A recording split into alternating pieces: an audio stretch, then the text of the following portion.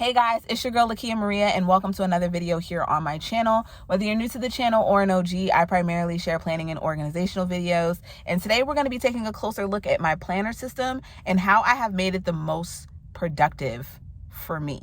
We're looking past the aesthetic, we're looking past how cute it is.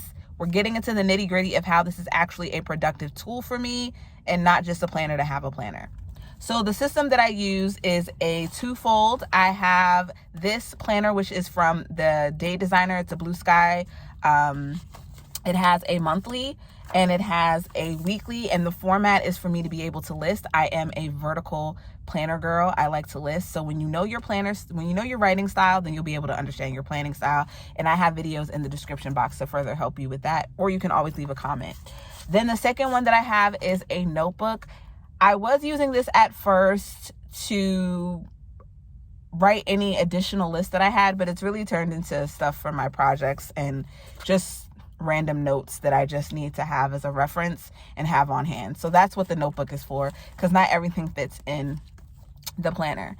So for me, one of the biggest things when it came to productivity in my planner was the fact that I wasn't using it as much.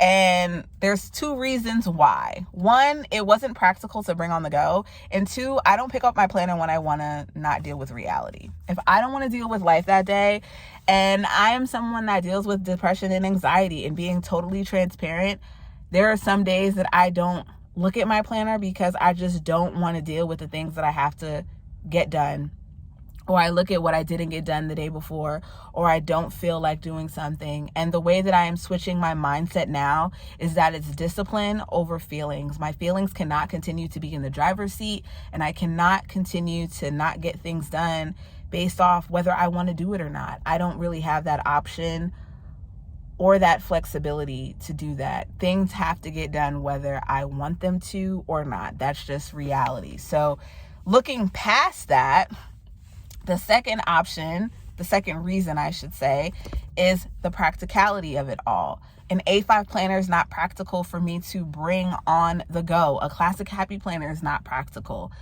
I had a standard size bullet journal.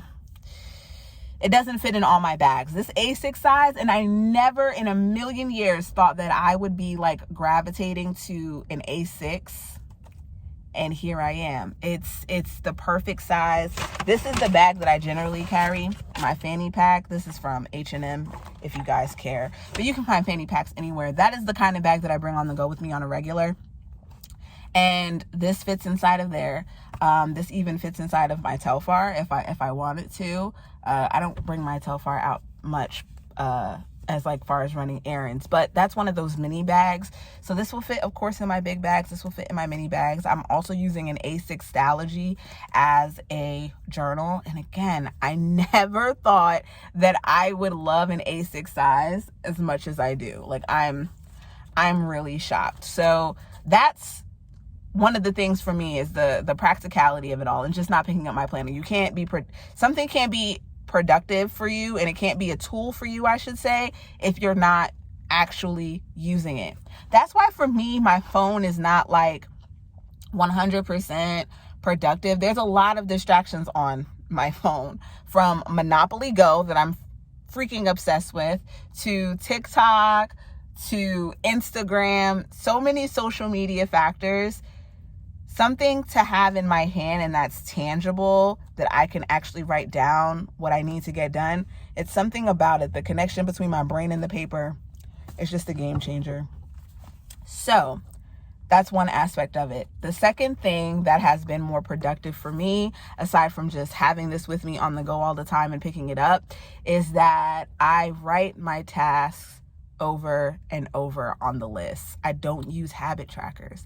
Habit trackers don't work for me. I need to see it in a list format.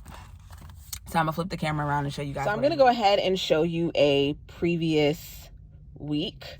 So some weeks are more bare than others. Some days are more bare. Like this particular week, the week of September 4th to the 10th, this was jam-packed. Whereas this one, it's a little bit more sparse, but you get the point.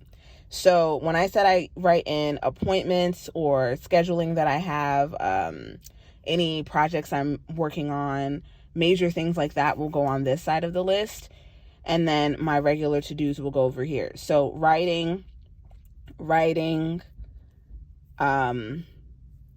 over here, those are recurring tasks. And I have used a habit tracker in the past, but writing it down in the list works so much better for me. Same thing with gym, writing it down, TikTok content. If I don't get it done, it just gets crossed out. But that's just one of the things that has been working for me. And while people just may like to use the habit tracker, and while I do want to add a habit tracker to my planner, the habit tracker that I want to add is not for the to-dos that I want to get done, but it's to keep a track of recurring tasks in my home, such as washing the bedding and cleaning out my car and car maintenance and things like that. So while it may be in my daily spread, my weekly spread, I also look at this day by day. I don't look at it as a week scope. That's another thing that's been helpful, is just tackling day by day. And if one day is more sparse than the other, I just jump into the next day. It doesn't matter. It does not matter for me. And if I have more space up here and I need to make more of a list down here, I just write an arrow. And I've just been using a pen, and I do highlight things if I need to that are important, and that's fine. But the point of the habit tracker that I want this time around, and that I am still trying to figure out how I want to make, is just to have a log of recurring tasks that I've done. Because I wash, like I said, with washing my bedding, or when I got new tires and stuff like that, just so that I don't have to go and fish through this. I can just see it at a glance. And that's the goal of me having the habit tracker. So in writing the tasks over and over, I have tried the habit tracker method before, and I'm not against it. I just know that when I'm trying to get to-dos done on a regular basis, I need to write them down over and over. So like, I went to the gym today. Let's check off what happened today. I had my pen. I don't know where it is. So we're just going to have to use this big one. And I decided to record this video in my car because this is as real as it gets of having my planner with me. So today, in doing Instacart, I'm doing that in between stuff. I went to the gym. I'm working on YouTube now. I have TikTok stuff that I need to record for both my wrestling page and my lifestyle page. And then I have stuff in the backseat of my car that I did when I went sourcing yesterday at the thrift store that I need to get up online. So all of that's going to be pretty much happening in my car. And I will go home once I feel that I have pretty much exhausted all the things that I can do. And I do typically go home from doing side hustles when it starts to get dark for safety reasons. But that is how I use my planner.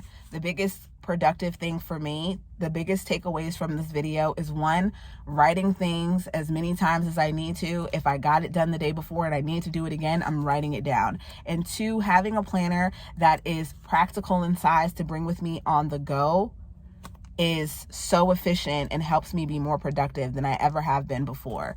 And thirdly, not letting my feelings override what actually needs to get done. I have always lacked discipline. I am more of a procrastinator, and I come in clutch to get things done. But at this stage in my life, I am trying to build habits that will give me more consistency and discipline, because I really do need that. I do need the structure.